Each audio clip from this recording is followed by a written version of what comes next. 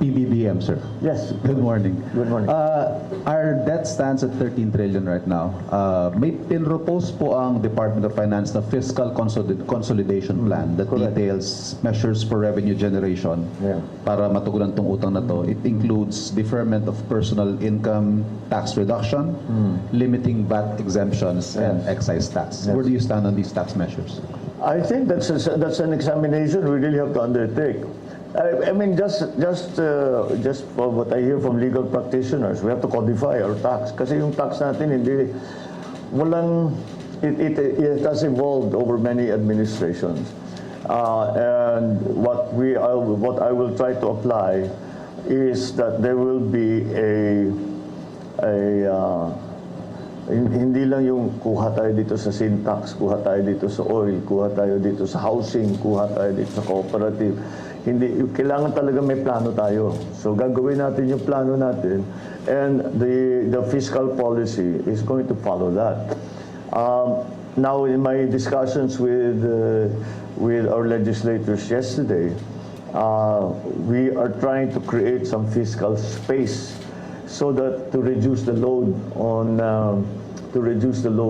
ordinary citizens, and maybe move the load up, the tax load up, and there are also distribution of wealth implications to that, which are very, very important. It's one of the areas that I think we have to work on very, very hard.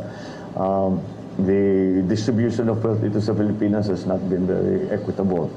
And so that's something that that the fiscal policy will hope to balance, achieve a better balance. So we must approach all of these things. The economy is a living thing, and you cannot just look at one area without trying to anticipate what the real effect will be for the entire economy and for. So we have to, the point I'm making is that we have to have an economic recovery plan, and the fiscal policy will follow that. What areas will we encourage? What comes out off the top of my mind is MSMEs kagad.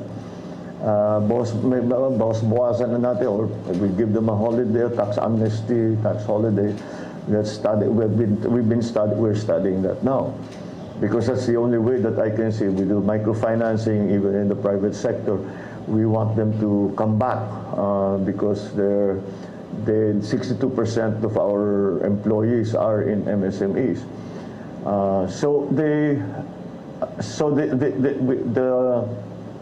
The agriculture also, yung ating ayuda. The fertilizer that we buy, urea, is petroleum-based in terms of pricing, and it's imported. And it has gotten to such a severe situation that there are farmers now who just don't plant. Kasi if urea is at what? 2,000 pesos. Sabi nga, hindi naman kami kikita eh. So, huwag na lang. Di ba? We'll do something else. Mangingisda lang kami, or we'll do something else. And that doesn't bode well for our plans for developing agriculture.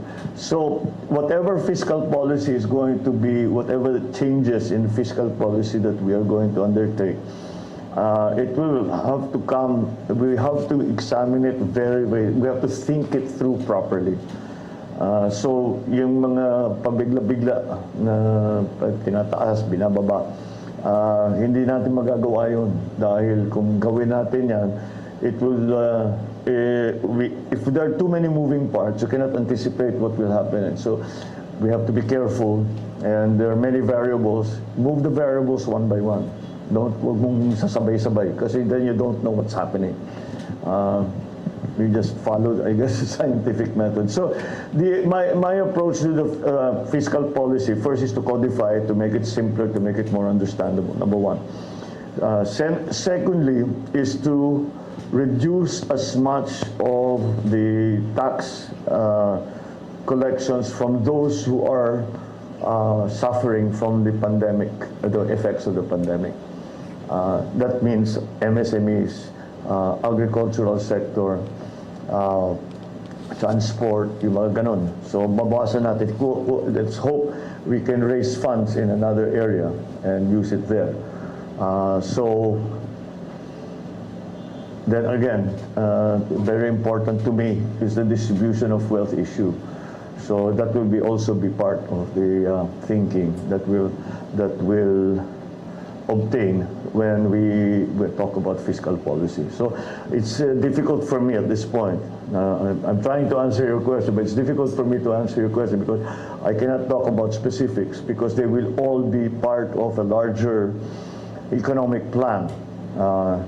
Of course, but the general principle that we will apply is to give opportunities to those that have suffered, maybe by lightening the tax liabilities that they are required to pay. But again, we have to see what the effect will be for the rest of the economy, for other sectors of the economy. So, yes, fiscal policy is going to, monetary policy is also, now that you mentioned monetary policy is also, I was just watching the news before I came here, marami na talaga nang tataas ng interest rate around the country. So, this is what we were talking with BSP President Ben Jokno, if we're going to raise interest rates, if our investment rating will change, kung bababa ba yan, or can we do something to keep it? But he seems optimistic, and to an extent, I share his optimism, and I think we can do it. But we have to be very, very, how do you say? We have to be very circumspect about making sudden changes, because as we've seen, all of these sudden changes have had some unintended consequences in other parts of the EU. Hindi mo na maakalain, may pumuntok doon kasi dito may ginawa ka rito. Like I said, the economy is a living thing, and it's always a work in progress. So we'll continue to examine all of that. I like it, I love it, I want some more.